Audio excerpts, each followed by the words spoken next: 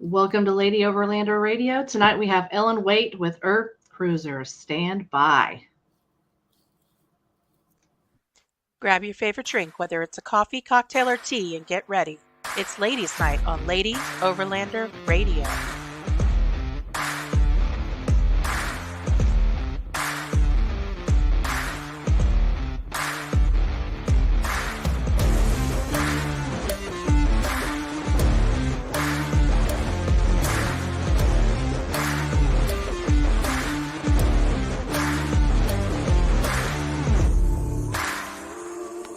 The Lady Overlander Radio podcast is sponsored by Frontrunner Outfitters, Midland Radio, Go Treads, Sport Keg, CB Adventure Supply, Adventure Trail Outfitters, Overland Spices, and the More Expo.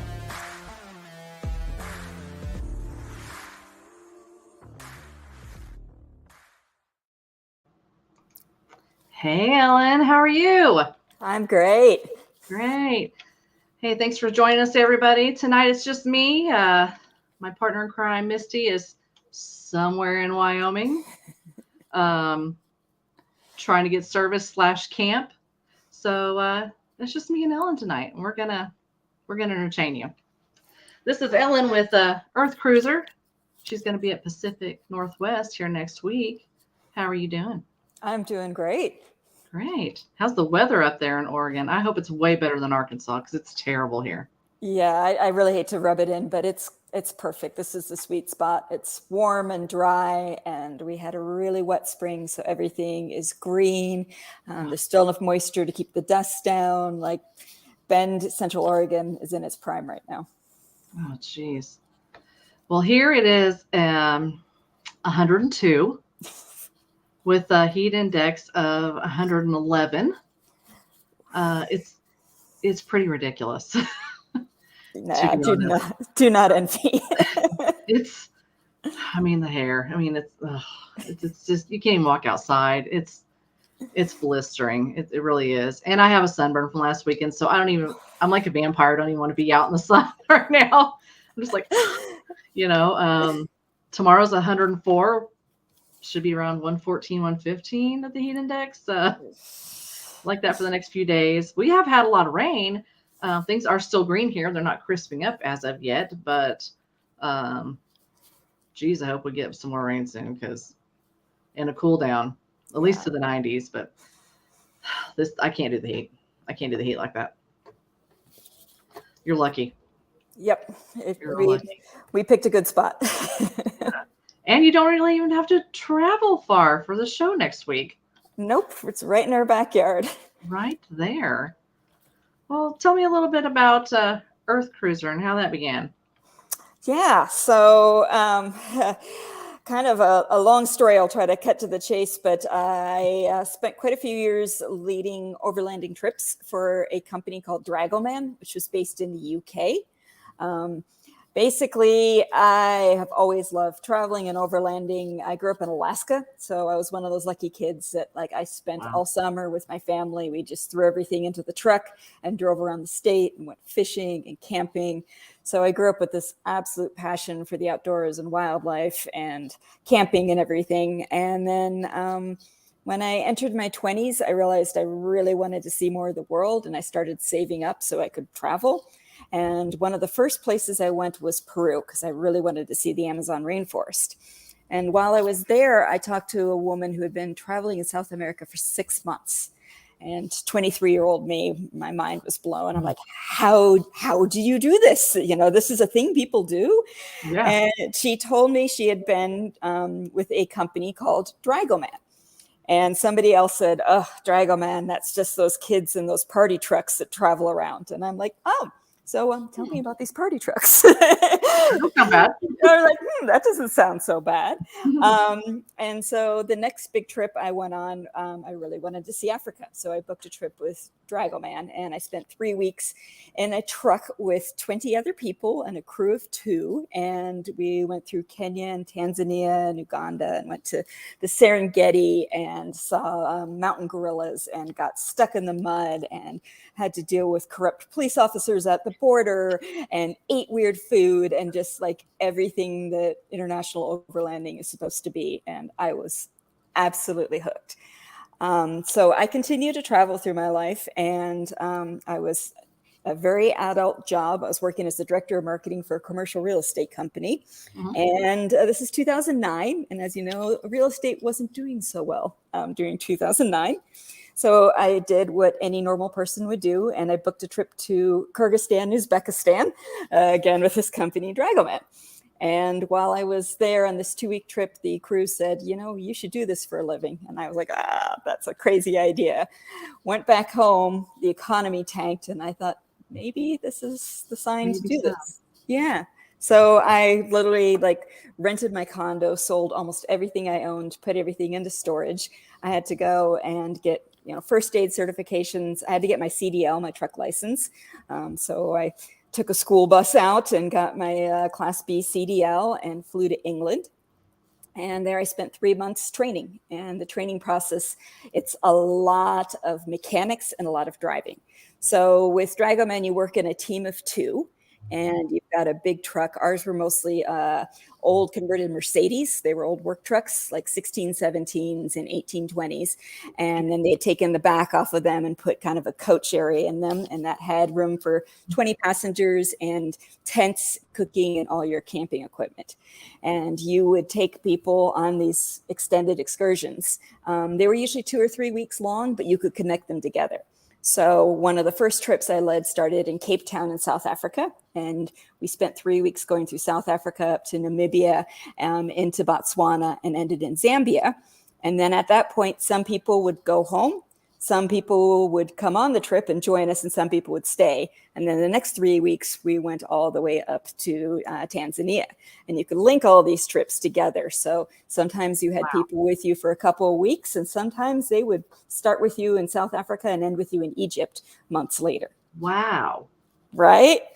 And team of 2. So they were older trucks, which was nice because they didn't have, computers and all that stuff. And they were pretty easy to fix and pretty hardy, but they still broke down. So, there's not a whole lot of mechanics in the middle of Sahara. So when it broke down, you had to fix it. You had to do all the driving. And then you were also assisting the passengers with camping and helping them to cook food for the whole group. It was participatory travel. So everyone was supposed to pitch their own tent and help with cleaning and cooking and stuff. But sometimes you had people who had, never spent a night in a tent before. So you're helping these people along and trying to keep them from, killing each other or getting hurt and negotiate borders and all that stuff. So I started working for them. My first contract, which was 18 months long, was in Africa, mostly in the southern part. And then the second person I got assigned to work with is now my husband. So we met and worked well together and decided if we could drive a truck together and live in a tent and do this job that, it was kind of like relationship dog ears and it was meant to be. So that's right. So 18 months became 5.5 years, and we worked in Africa together. Our next contract was India and Nepal. And then from there, we did the Silk Road, which was Istanbul to Beijing and back. At that point, we flew back to the States, got married. He's from the UK, so we got married and then applied for his green card and then flew to South America, into Brazil, and did a loop around South America in a bit, and then went back to Africa for another contract and Cape Town to Cairo. Until finally we decided we wanted to settle down. And so we settled down in Bend, Oregon, because it was an area I knew. Incredible outdoors here. You've got the mountains on one side and the high desert on another. Just so much to do. And pretty soon after we moved here, I'm like, there's this company called EarthCruiser here that makes these big overland vehicles. And my instinct was to be skeptical because I'm like, oh, I've done all this overlanding. It's just going to be pretty. It would probably break and I'm going to hate it. And I went into the production facility to apply for a job, and I quizzed the COO about every aspect of the vehicle. I'm like, hey, what happens if that breaks? What if you lose power? And he had an answer for everything. And there's all this redundancy that's built into the vehicles. And I was converted. So I started working for EarthCruiser, doing kind of marketing and customer service. And fairly early on, I said, is anyone taking the owners of your vehicles on trips? Our owners are fantastic. A lot of them haven't done international travel. They just picked up their vehicle and they're learning how to use it. And they want to meet other people who have these vehicles. And they said, hey, this is something we've always wanted to do. So I designed the adventure program. So now part of my job is I design and lead about 4 trips a year for small groups of our owners. You have to own an EarthCruiser to go on our trips. And some of them are domestic and some of them are overseas. So the last trip I did, I was in Yellowstone area during the winter because we wanted to do a winter trip and do some winter driving. Yeah, it was amazing. We got really unprecedented access to like the backcountry of Yellowstone. We were there and like the only people like watching wolves. It was absolutely incredible. And right now planning for a Patagonia trip early next year. So our owners will put their vehicles in shipping containers and send them down to Ushuaia in Argentina. And then we'll do about a 3-week trip heading up Argentina and Chile to Santiago. Wow. I mean, wow. First of all, I have never talked to anybody that grew up in Alaska. First of all, so that's really cool because that's pretty much on, gosh, I would say just about every overlander's list is to go to Alaska. I know it's very high on my husband's list to go to Alaska. So that's very cool just coming out of there. But you have been many places. Yeah.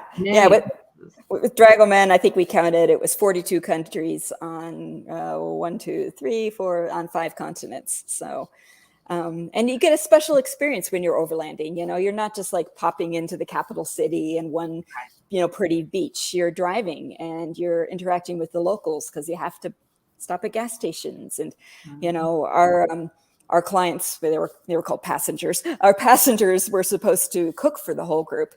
And you would essentially give them a budget, which was always pretty small. These were budget trips. And you'd send them into a big, crazy market and tell them to come up with food to cook dinner for 20 people.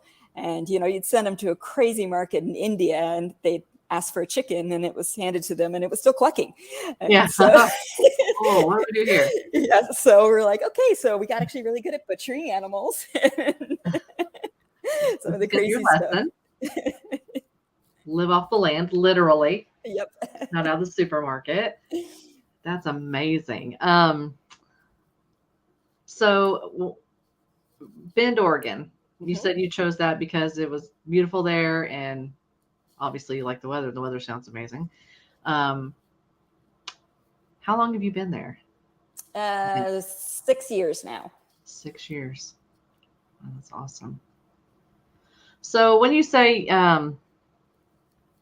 the owners are going to put their EarthCruisers and the containers and stuff, how difficult is it to ship something like that for an overseas trip? That's a great question.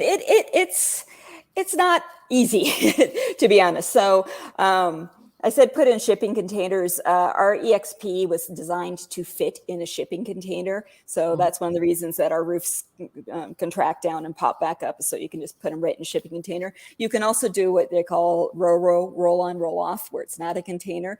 The advantage to being a container is it keeps it protected from the elements. If it ends up sitting in a busy shipping port in a developing country, you don't have to worry about theft and things like that. But it is still possible, and people all the time ship roll on and roll off. So when you decide you want to go someplace, your first step is going to be to talk to an agent. And there's lots of good agents out there, and they will not only find like a boat for you, but they will help you to negotiate a lot of the customs process and a lot of the paperwork, because there is always paperwork. And then you have to plan a really big window, because who knows how long things are going to take. Customs always seems to take longer than you think. And, I helped the owner of EarthCruiser ship one of his personal vehicles over to Europe last year. And it was, towards the end of COVID, shipping was still a mess. And we could track his vehicle live, and we could see it like sitting outside of the Panama Canal, like waiting for its time. Hey, look who's on. Do you have service? We can't hear you. There you are. Sorry. Hey, Hey, girl. Hey. Are you there? Kinda. No? Yeah. Oh. Sorta. Kinda. Maybe. No, she's frozen. She's frozen. This is technology, people. This is technology. Full-time overlands. This is what we have to deal with. Yep. Oh, she's got to go off for a second, do her thing. She'll be back on. She's obviously stopped somewhere now, so she's probably good. Maybe. Starlink. Yeah, internationally. So I've never traveled internationally, so it does pique my interest of what all it entails. Now we know several that are doing that and are currently over there. Hourless Life has been traveling, over there this past year, and whatnot, and it just piques my interest what all it entails just to ship and get over there, because from what I understand, you don't have your vehicle for 4 to 6 weeks, so you have to figure out what you're going to do. At least, yeah. In the meantime, there, do you fly last minute over there when it gets there, or do you go over there and try to stay and wait? I mean, yep. I've spent over 2 weeks in this tiny town on the Mediterranean in northern Egypt, waiting for my vehicle to get through customs. And that was a dance with the customs official, who were most likely wanting a bribe, which we didn't want to pay for obvious reasons. Sometimes it's just like that. Just got to have patience. Do you, in your own personal opinion, do you feel it's better to stay here stateside until it's there and it's trying to clear customs, and then you just get a last minute flight and fly in? I think that's a really good plan, versus having to sit in, port towns tend to not be the most scenic of places. So that's actually a very good plan if you can. Awesome. Oh, she disconnected. I thought she was coming on.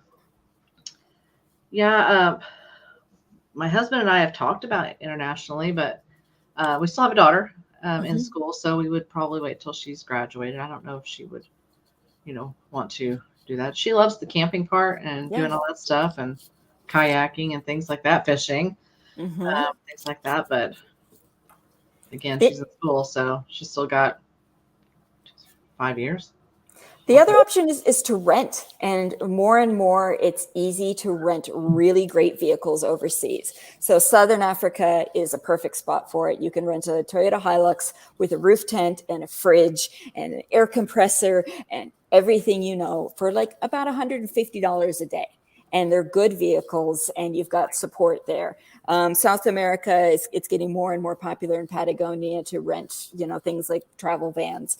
Australia has their Wicked vans. So, it's getting easier and easier to rent. And that's a great way to see, like, kind of get your feet wet with international overlanding. Like, how do I feel about this? Do I like this? And what is it really like? Go and rent a truck in South Africa and spend 3 weeks traveling around. And most of the time, I think you'll be hooked, but it'll be the gateway drug. Well, that's just like here, in the United States, you see families, especially this time of year, and they're in rental RVs because they've never done it before, and they're getting out to try to figure it out, and whatnot.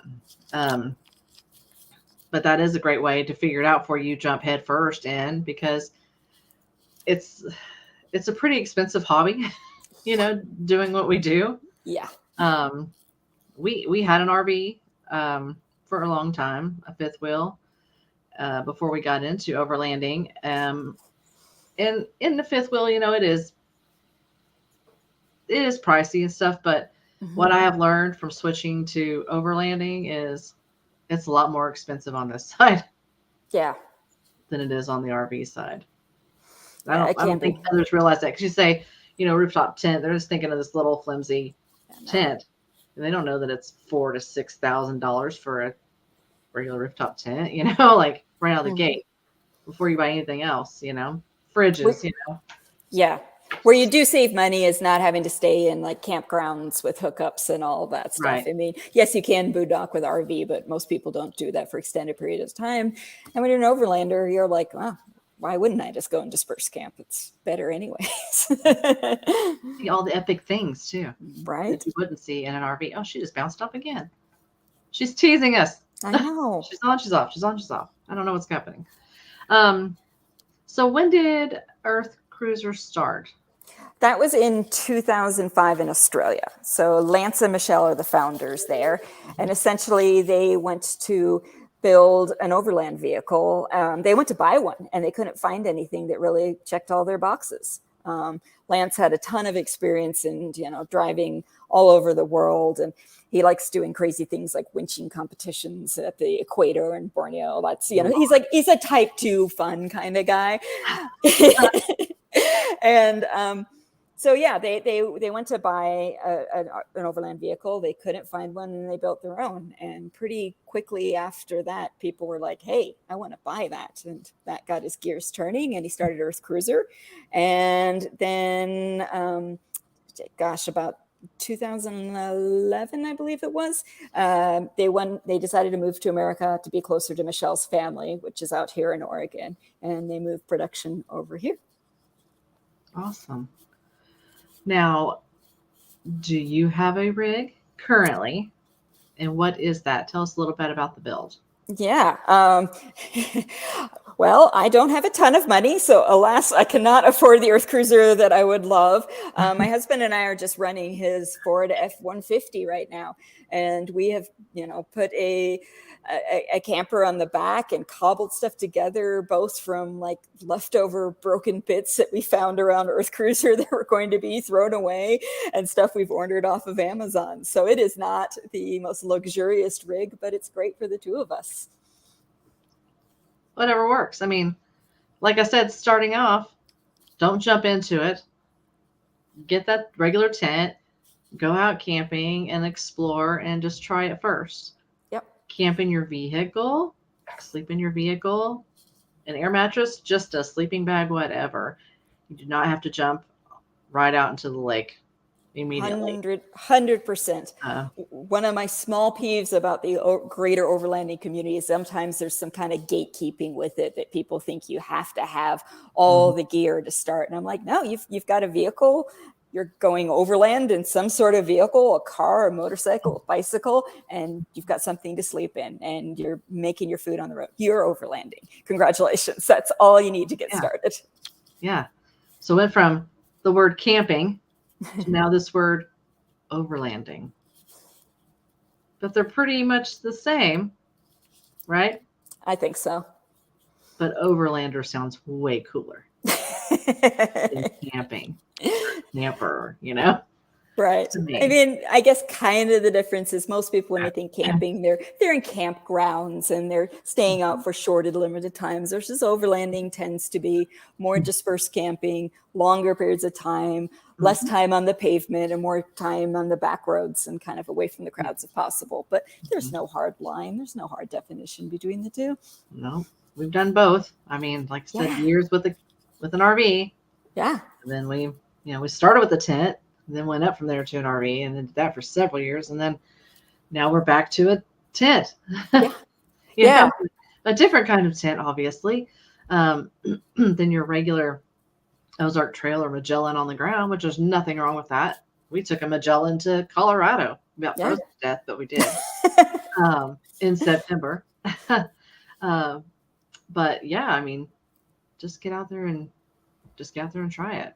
Yeah. And I always tell people who are just getting into it that it's not cheating to occasionally spend a night in a hotel or an Airbnb along the way. You got to do laundry. And sometimes you want to stay in a city where you're not going to really be overlanding anyways. That's not cheating. It's fine. Get out there in the woods and then have a little luxury stay for a day or so and then head back out there.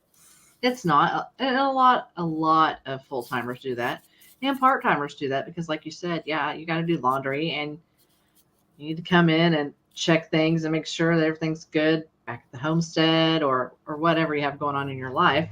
But laundry and get a real shower, and feel a little more human again than wipes and spraying off or whatnot. Best shower you'll ever have when you hit a hotel or an Airbnb after you get out. Oh yeah, you spend so long in that shower. Yes, like till it runs cold every time. I love it. Misty threw a message on here. She says, "I'm so sorry. Starlink isn't cooperating deep in the forest." Yep. Like Tree coverage is like the bane of Starlink. Yeah, and it looked like she had quite a bit of tree coverage whenever she was trying to get on, but it is what it is. It's fine. It's fine. I won't give her too hard of a time about it. I probably will, to be honest, but we'll only talk about her a little bit, I know. So, back to your husband, since he was also your partner at your other job. Mm-hmm.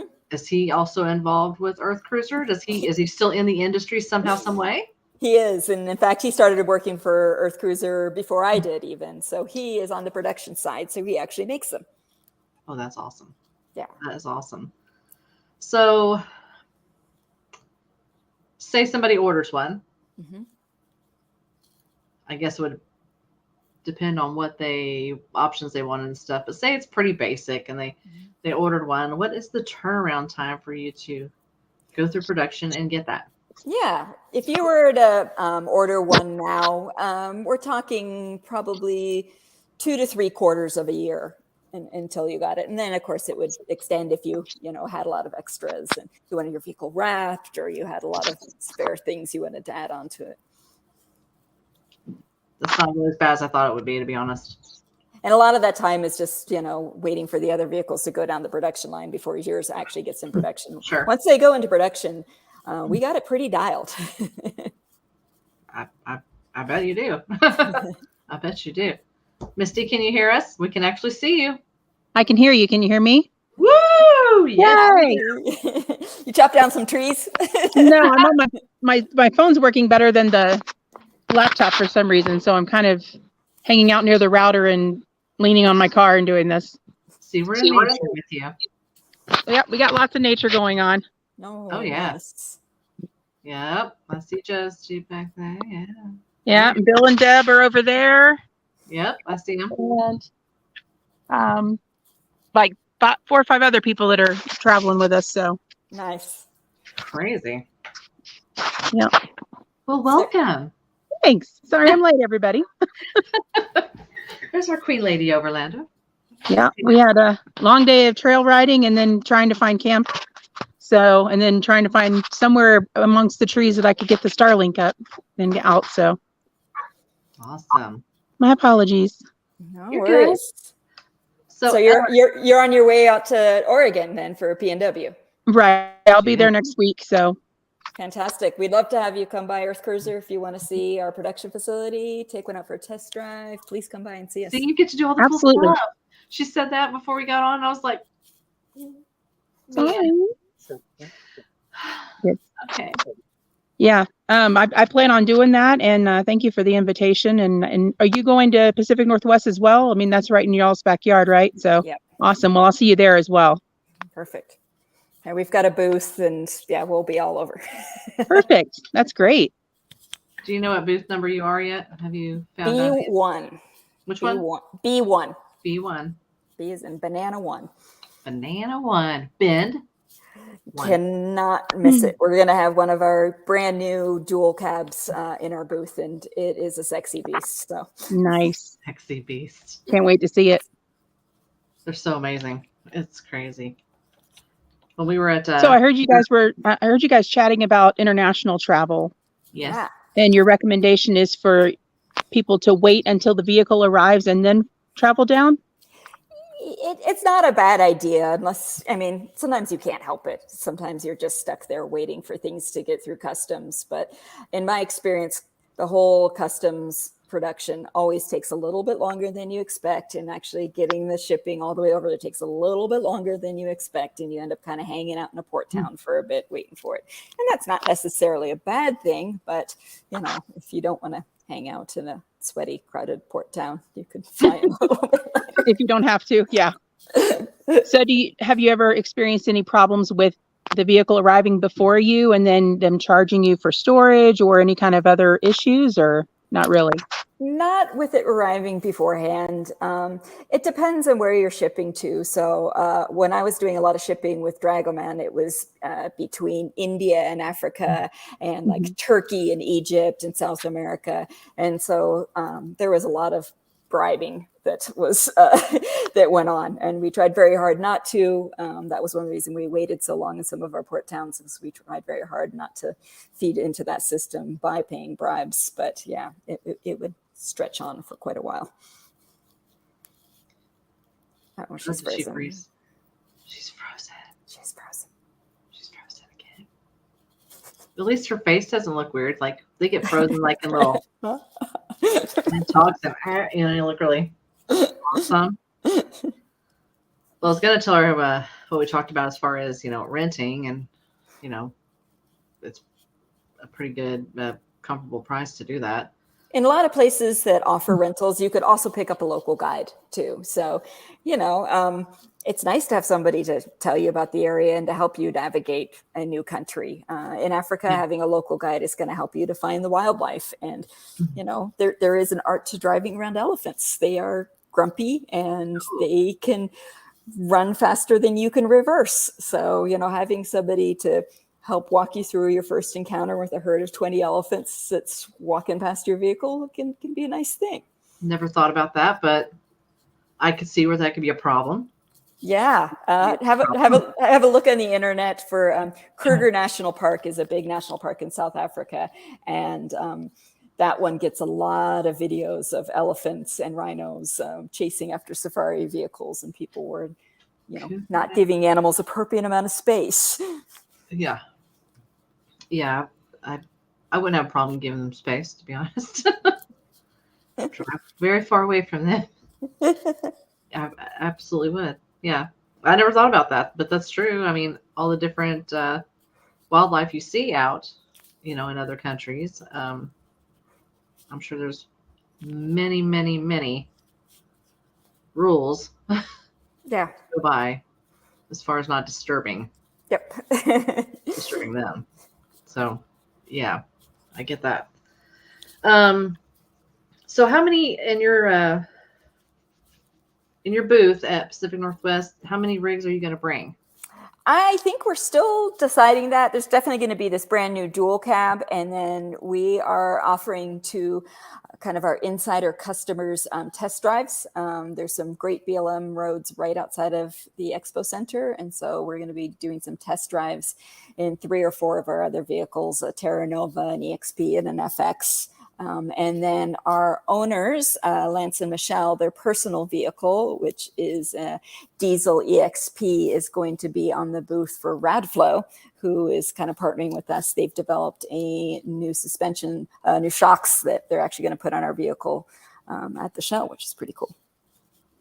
That is cool. Now, have you yourself driven one of these? Oh, yeah. Many times, probably. And occasionally I'm lucky enough that I get to take one of them on our trips. Depends on what vehicles are available. But yes, I've driven pretty much everything from our fleet, at least a little bit. Well, I know since you had your CDL or still have, either or, so it's probably not that big of a thing for you to drive something like that.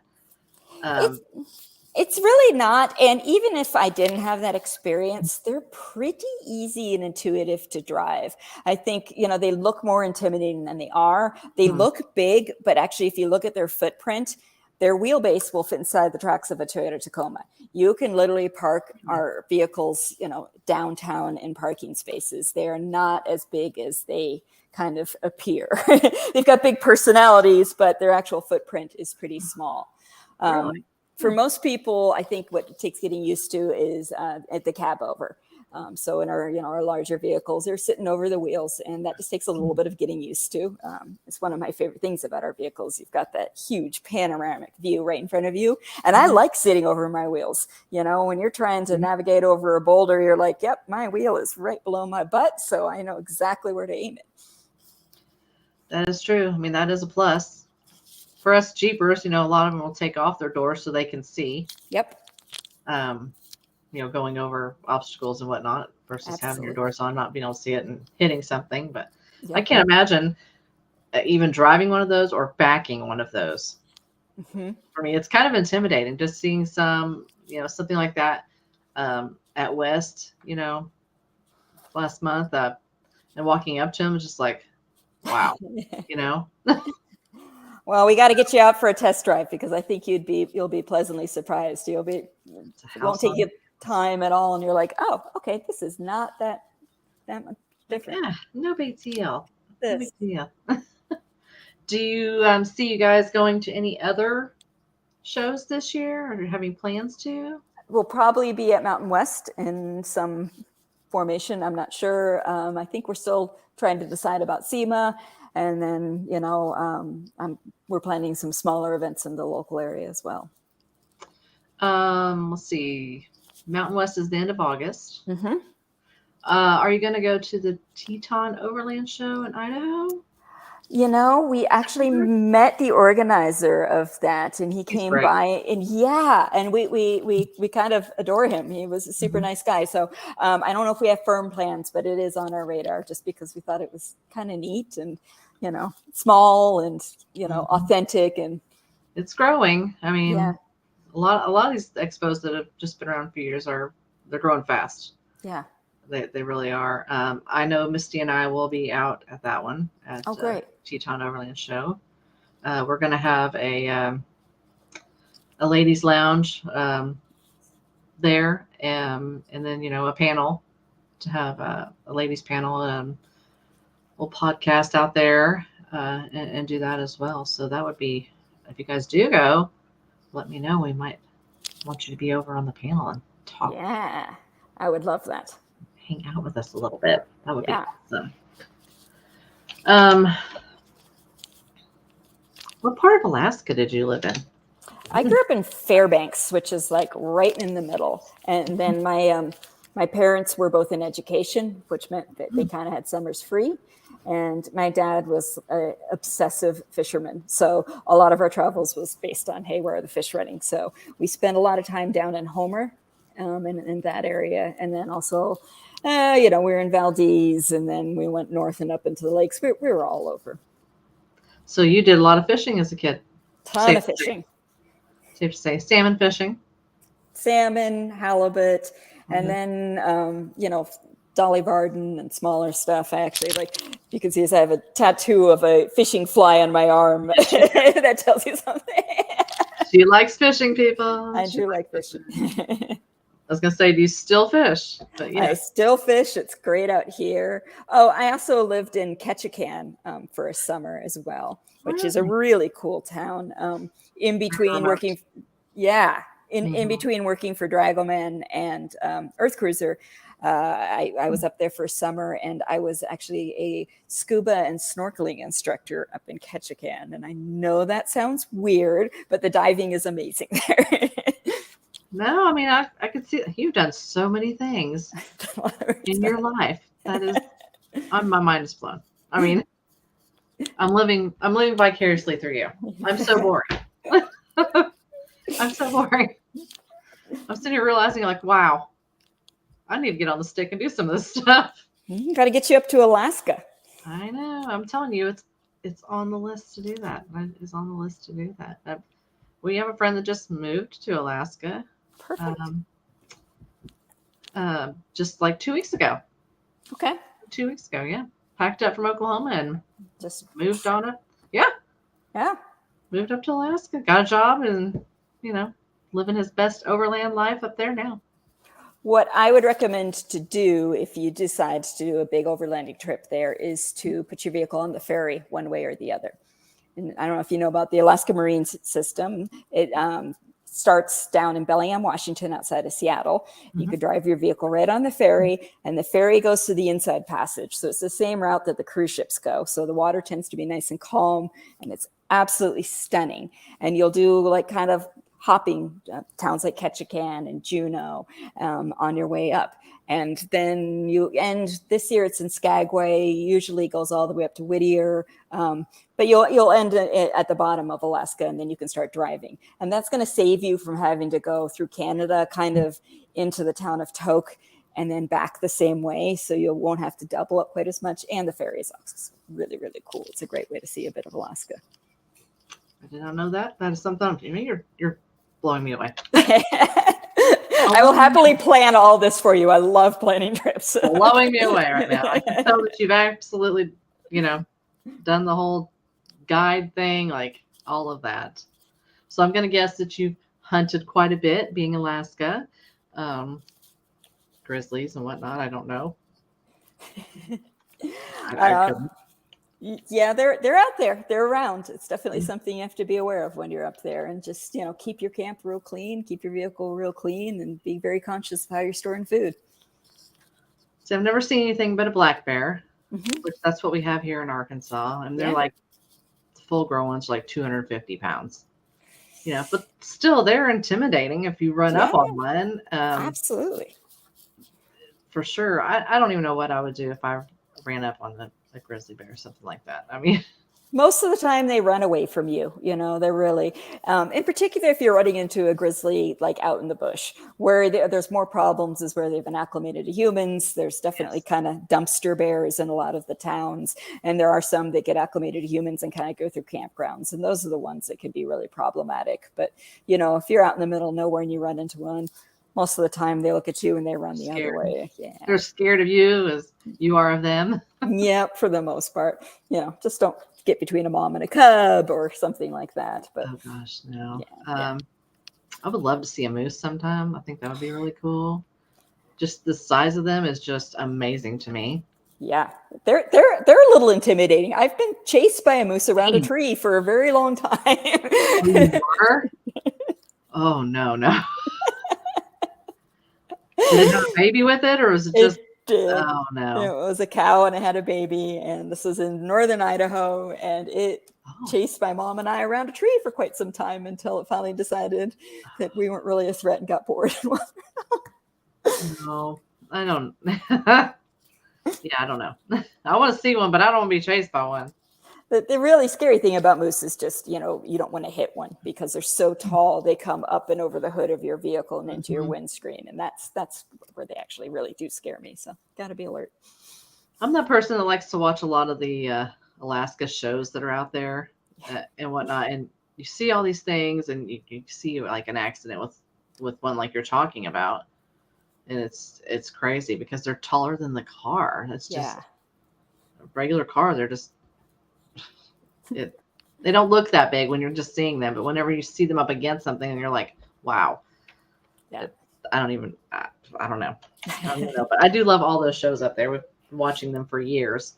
And I think that's what's gotten, our family so intrigued about, taking a trip up there, but we'd want to do like a month, because you can't really get the full experience of it. I think just doing a couple of weeks.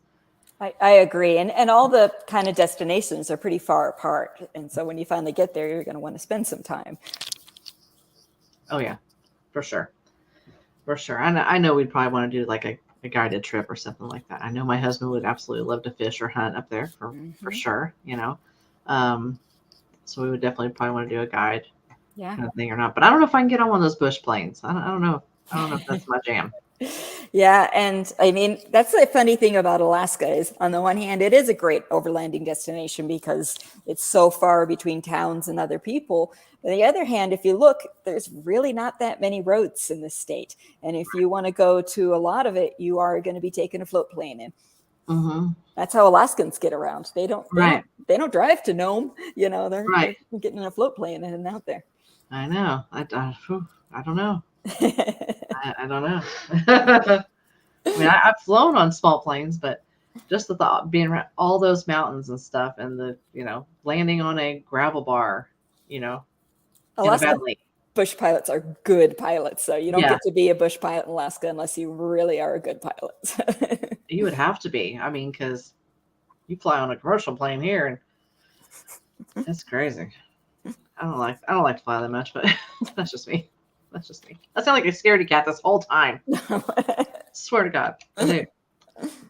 So give us, we'll let you have the floor as far as your social media, where they can see EarthCruiser, all that kind of stuff. We're just at EarthCruiser for everything. So Instagram, we're EarthCruiser. Facebook, we're EarthCruiser Overland Vehicles. Those are kind of the two main places we post. If you go over to earthcruiser.com, you can sign up for our newsletter.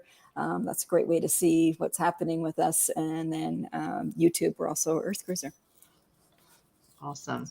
Easy. Is there any kind of thing that you guys are currently working on?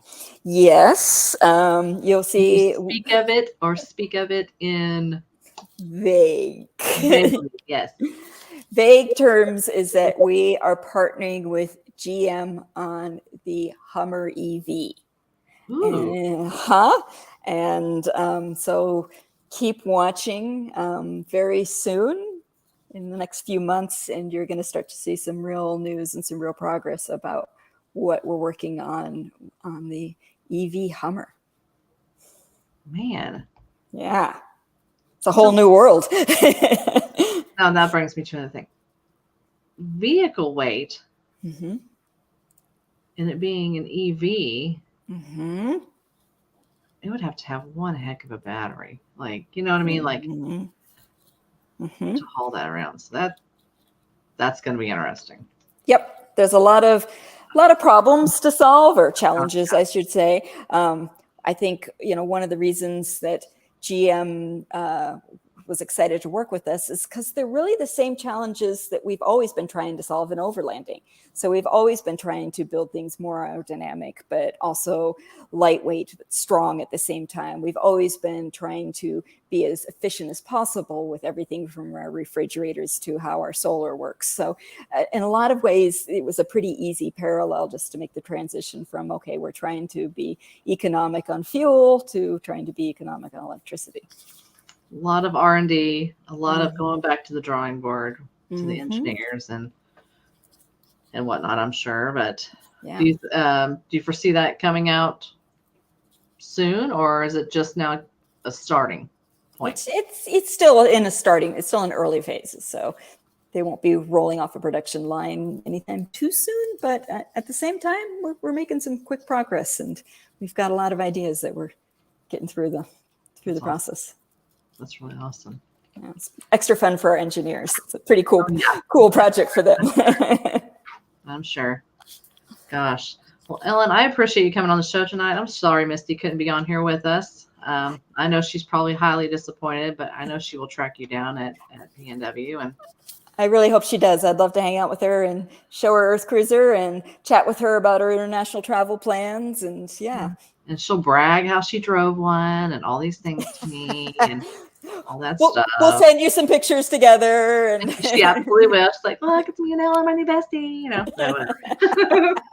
Love it. You know what I mean? Anyway, thanks for joining us tonight, y'all. Have a great week. We won't be on here next week. Misti will be traveling to PNW, so we're going to take the week off. Fantastic. We'll see you the week after that. Thank you so much for having me. It was really great talking with you. Thank you.